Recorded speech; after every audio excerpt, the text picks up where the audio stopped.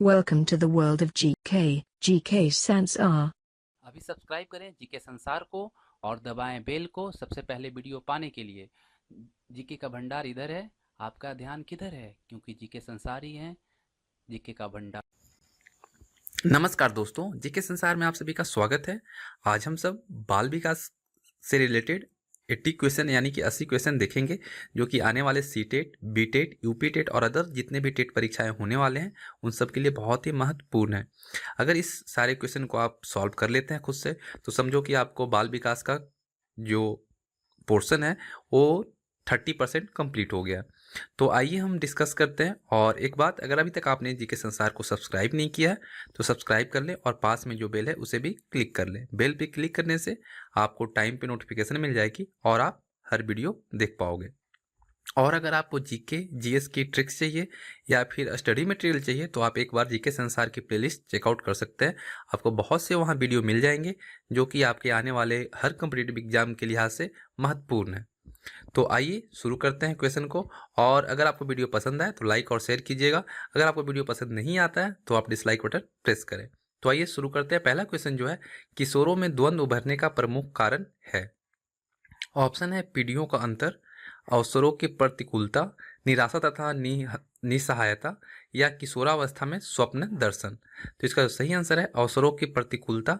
ये इसी के कारण किशोरों में द्वंद्व उभरने का प्रमुख कारण है। पाठ्यचर्या है, तो पाठ्यचर्या जो ऑप्शन में दे रखा है कि शिक्षण पद्धति एवं पढ़ाई जाने वाली विषय वस्तु है, विद्यालय का संपूर्ण कार्यक्रम है, या फिर मूल्यांकन प्रक्रिया है, या डी में जो ऑप्शन है वो है कक्षा में प्रयुक्त पाठ्य सामग्री है। तो पाठ्यचर्या जो है वो है विद्यालय का संपूर्ण कार्यक्रम। ठीक है, उसे हम पाठ्यचर्या बोलते हैं। पाठ्यचर्या जो है विद्यालय का संपूर्ण कार्यक्रम को कहा जाता है। उसके बाद है डिसलेक्सिया संबंधित है। डिसलेक्सिया जो है वो किससे संबंधित है? मानसिक विकार से, गणितीय विकार से, पठन विकार से, या फिर व्यवहार संबंधी विकार से। यहाँ पे थोड़ा सा मिस्टेक हो गया, टाइपिंग मिस्टेक, यहाँ पे विकार है। ठीक है, तो इसका जो आंसर है वो है पठन विकार से। ठीक है, टर्मन के अनुसार बुद्धि लब्धि होती है। टर्मन के अनुसार बुद्धि लब्धि कितनी होती है? ऑप्शन है 120 से 140, 110 से 135, 90 से 110, या फिर 80 से 90। ठीक है, सही आंसर जो है वो है 90 से 110। टर्मन ने कहा था कि बुद्धि लब्धि जो होती है वो 90 से 110 के बीच होती है।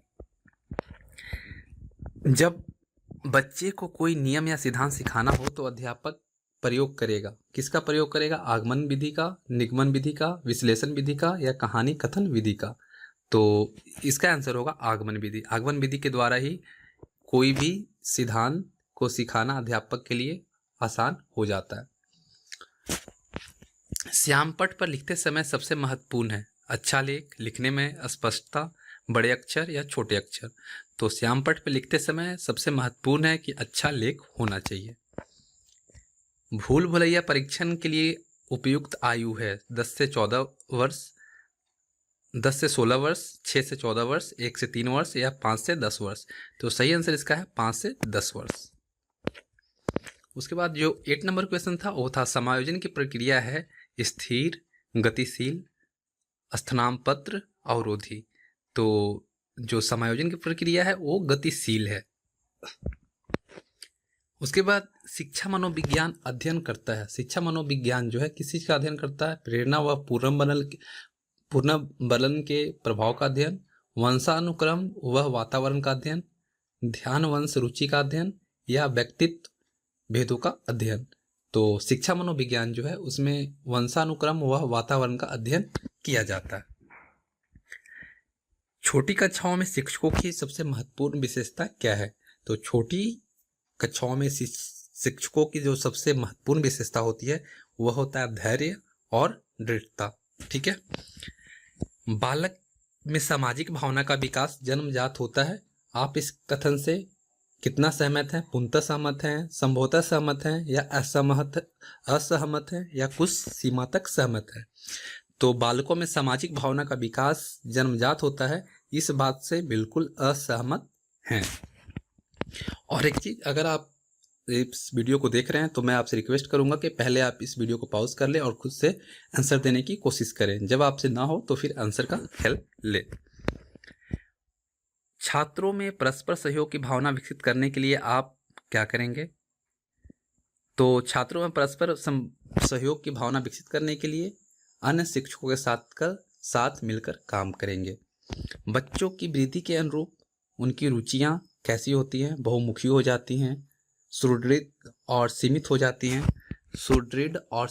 जाती हैं, या फिर अनियमित दिशा में चली जाती हैं, या पहले जैसी रहती है। तो बच्चों की वृद्धि के अनुरूप उनकी रुचियां जो होती है वो बहुमुखी हो जाती हैं। शिक्षा का सबसे बड़ा उद्देश्य क्या है? छात्र धन कमा सके, ज्ञान अर्जन कर सके, बेहतर जीवन जिए या सम्मान पा सके। तो शिक्षा का जो सबसे बड़ा उद्देश्य है वो है ज्ञान अर्जन कर सके। एक बालक को संतुलन, सुधरेपन और स्वच्छता का अनुपालन करता है तो यह सूचक है, किस चीज का सूचक है? अगर कोई बालक संतुलन, सुधरेपन और स्वच्छता का अनुपालन करता है तो रुचि का, अभिवृत्ति का, प्रशंसा का या मूल्य का। तो अगर ऐसा कोई करता है तो प्रशंसा का सूचक है। स्वभाव और प्रकृति से छोटे बच्चे होते हैं, डरपोक तथा संकोची होते हैं, निर्भीक तथा स्वतंत्र होते हैं, शांत तथा सक्रिय होते हैं, या सक्रिय तथा जिज्ञासु होते हैं। तो ऐसे बालक जो होते हैं वो होते हैं सक्रिय तथा जिज्ञासु।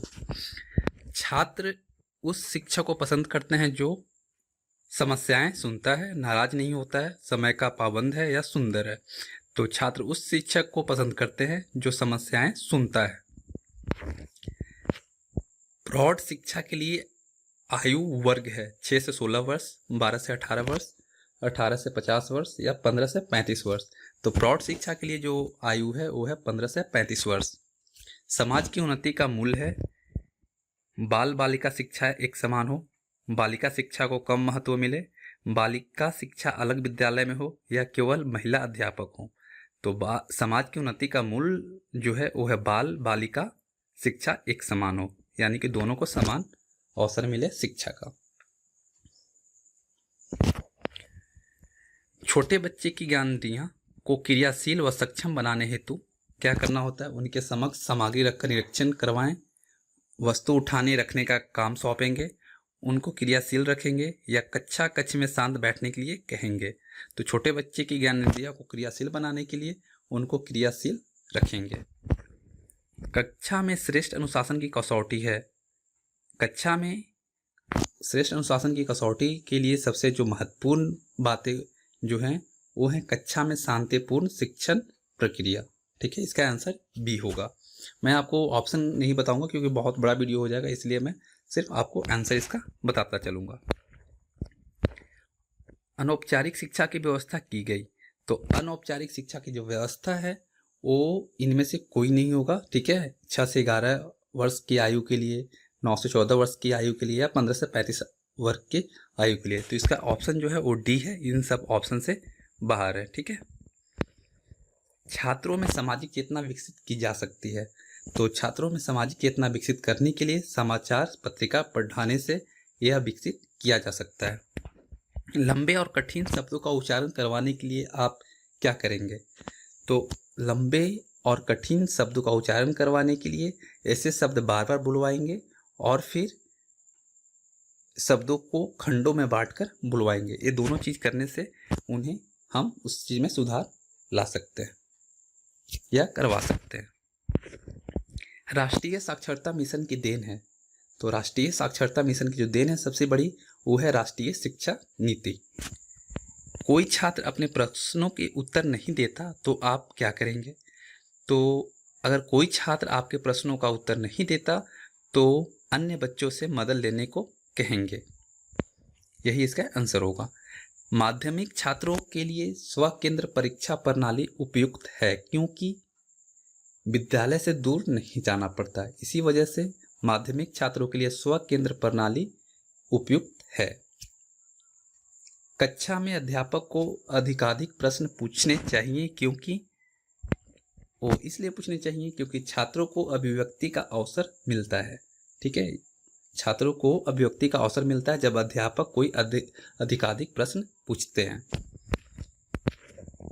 जो प्रेरक वातावरण के संपर्क में आने से विकसित होते हैं वे हैं तो जन्मजात प्रेरक, प्राकृतिक प्रेरक, अर्जित प्रेरक, इन सभी जो हैं वो वातावरण के संपर्क में आने से विकसित होते हैं।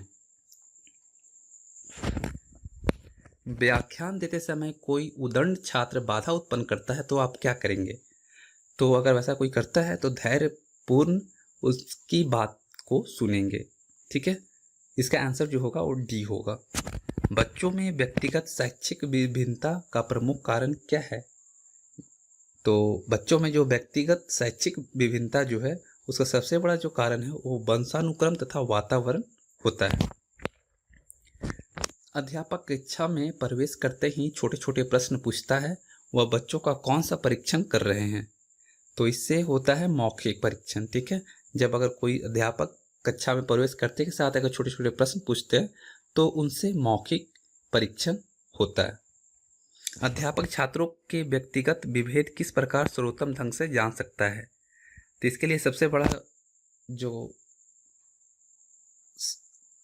जिस वजह से अगर हम कोई शिक्षक जो है छात्रों के व्यक्तिगत विभेद को जानना चाहते हैं तो उनको मनोवैज्ञानिक परीक्षण से ही जान सकते हैं।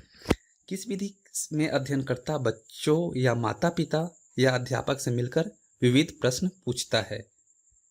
तो यह है साक्षात्कार विधि। ठीक है, इंटरव्यू के द्वारा ये किया जाता है। कंप्यूटर शिक्षा की सिफारिश किस आयोग ने की? कंप्यूटर शिक्षा की जो सिफारिश है वो किस आयोग ने की?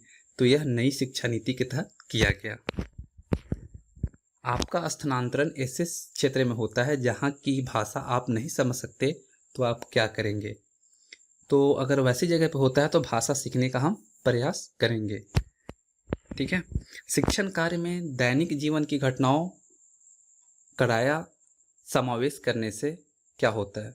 शिक्षण कार्य में दैनिक जीवन की घटनाओं समावेश करने से क्या होता है? इससे शिक्षण रुचिकर, सरल तथा उपयोगी बनता है। आजकल छोटे बच्चों पर पुस्तकों का बोझ अधिक होता है, इसके हानिकारक होने के संबंध में आपकी राय क्या है? तो जो छोटे बच्चों के पुस्तकों का जो बोझ अधिक है, इसका जो मेरा विचार है या इस क्वेश्चन का जो आंसर होना चाहिए वो होना चाहिए अधिक भार से मानसिक विकास अवरुद्ध होता है। छात्रों में श्रम के महत्व के विकास हेतु क्या करना चाहिए? तो छात्रों को अवसर देना चाहिए। परीक्षा समीप आने पर पाठ्यक्रम पूरा न होने की दशा में अध्यापक को चाहिए कि अतिरिक्त समय देकर पाठ्यक्रम पूरा करेंगे। ठीक है, निम्न में से कौन सी छात्रों को प्रेरित करने वाली विधि है? तो प्रशंसा जो है इससे छात्रों को प्रेरित किया जा सकता है। शिक्षा शब्द समानार्थी है किसके? तो निर्देश का, विद्यालयीकरण का, प्रशिक्षण का या उपयुक्त सभी। तो शिक्षा शब्द जो है सभी के लिए है, यानी कि डी। स्वतंत्र भारत के प्रथम शिक्षा मंत्री कौन थे? तो हमारा स्वतंत्र भारत के जो प्रथम शिक्षा मंत्री थे वह मौलाना अब्दुल कलाम आज़ाद थे। कक्षा में छात्रों की संख्या कम होनी चाहिए क्योंकि इसका सबसे बड़ा जो कारण है वो है छात्र पर शिक्षक के व्यक्तिगत ध्यान आकर्षण हेतु ये किया जाता है और किया जाना चाहिए। प्रतिभाशाली बालक की क्या विशेषता होती है? तो प्रतिभाशाली जो बालक होते हैं उनकी मानसिक प्रक्रिया की तीव्रता होती है। भारत के संविधान में किस धारा के अंतर्गत प्राथमिक शिक्षा को निःशुल्क एवं अनिवार्य बनाने का प्रावधान है? तो ये किया गया है आपका धारा 45 में, यानी कि सी। निम्नलिखित में से कौन सा प्रत्यय पर्यावरण से प्रभावित होता है? तो जो इसमें ऑप्शन में है उसमें से स्वभाव जो है वो पर्यावरण से प्रभावित होता है। निम्नलिखित में से किस कारण से बालक में कुंठा जन्म लेती है? तो बालक में कुंठा जन्म लेने का जो सबसे बड़ा कारण है वो व्यक्तिगत अक्षमता के फल स्वरूप होता है। निम्न में से कौन सा एक राष्ट्रीय एकता में बाधक तत्व नहीं है? तो प्रकृतिवाद जो है ये बाधक नहीं है। किस परीक्षण में विश्वसनीयता अधिक होती है? तो वस्तुनिष्ठ परीक्षण जो है इसमें विश्वसनीयता जो होती है विश्वसनीयता जो होती है वो अधिक होती है। परिवार शिक्षा का किस प्रकार का साधन है? तो परिवार जो है वो अनौपचारिक साधन है। विद्यालय का कार्य होता है संस्कृति का संरक्षण, संस्कृति का परिष्करण या संस्कृति के नए प्रतिरूपों का निर्माण, यानी कि सभी जो है विद्यालय का कार्य होता है। किसी वर्ग का मान जिसकी आवृत्ति सबसे अधिक होती है उसे क्या कहते हैं? उसे मध्य मान कहा जाता है। निरौपचारिक शिक्षा का साधन नहीं है, तो ये आपका टीवी जो है वो निरौपचारिक शिक्षा का साधन नहीं है। निम्नलिखित में से कौन सी विधि प्रक्षेपण विधि के अंतर्गत आती है? तो मूल्यांकन विधि, कथाबोध विधि, साक्षात्कार विधि, ये सभी जो है इन्हीं के अंदर आती है। नारी शिक्षा के क्षेत्र में क्या समस्या है? सशिक्षा की समस्या, स्त्री शिक्षा में अपव्यय या शिक्षिकाओं की समस्या, ये सभी जो हैं वो नारी शिक्षा के क्षेत्र में सबसे बड़ी समस्या है। सर्वप्रथम खुला विश्वविद्यालय की स्थापना कब की गई थी?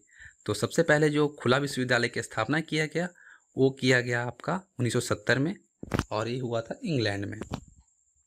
ऑपरेशन ब्लैक बोर्ड में किस स्तर की शिक्षा के साधन उपलब्ध कराने की बात कही गई है?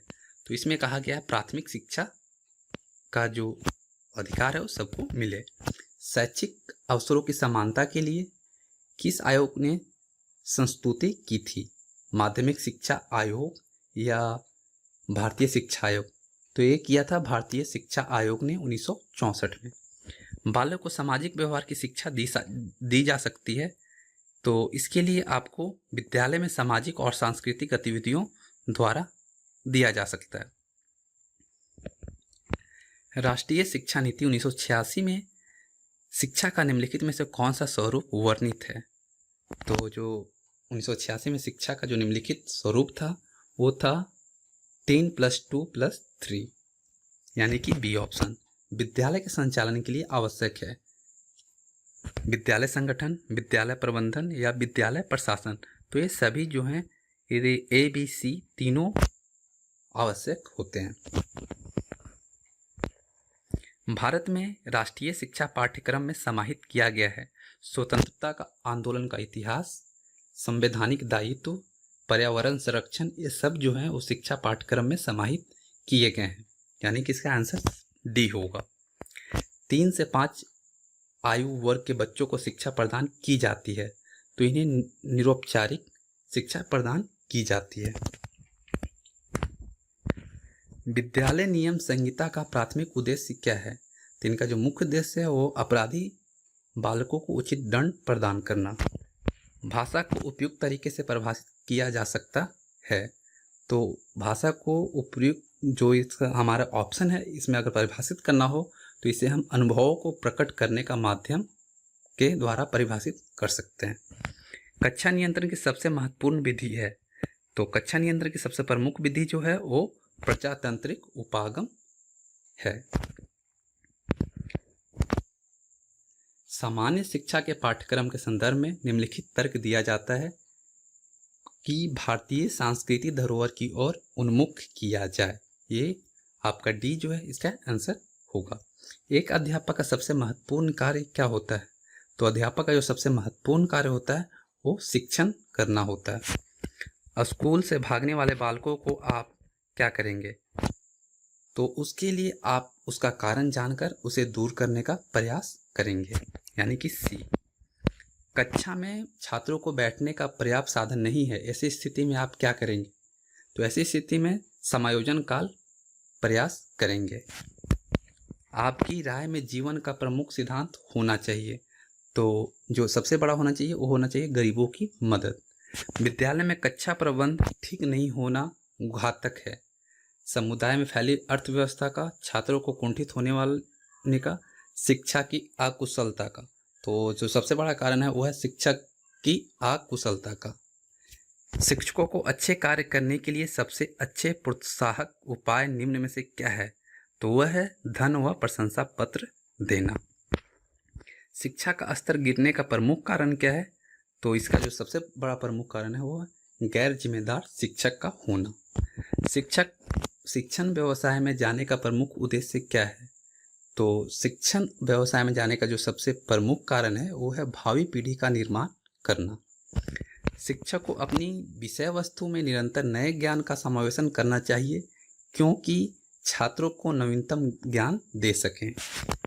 शिक्षा एक त्रिकोणीय प्रक्रिया है जो कि छात्र, शिक्षक और सामाजिक परिवेश तीनों को मिलाकर बनता है। मातृभाषा शिक्षण प्राथमिक स्तर पर पढ़ाना बेहतर क्यों है? क्योंकि बौद्धिक विकास में यह बहुत ही सहायक होता है। अध्यापक छात्रों में सामाजिक व नैतिक मूल्य संप्रेषण कर सकता है। उसके लिए पाठ्य सहगामी क्रियाओं की अधिकता होनी चाहिए। आशा करता हूँ ये वीडियो आपको पसंद आई होगी और आने वाले परीक्षा में आपको इससे बहुत ही मदद मिलेगी। मिलते हैं अगले वीडियो में, तब तक के लिए धन्यवाद। अगर आपको वीडियो पसंद आए तो लाइक और शेयर करें और चैनल को सब्सक्राइब करें।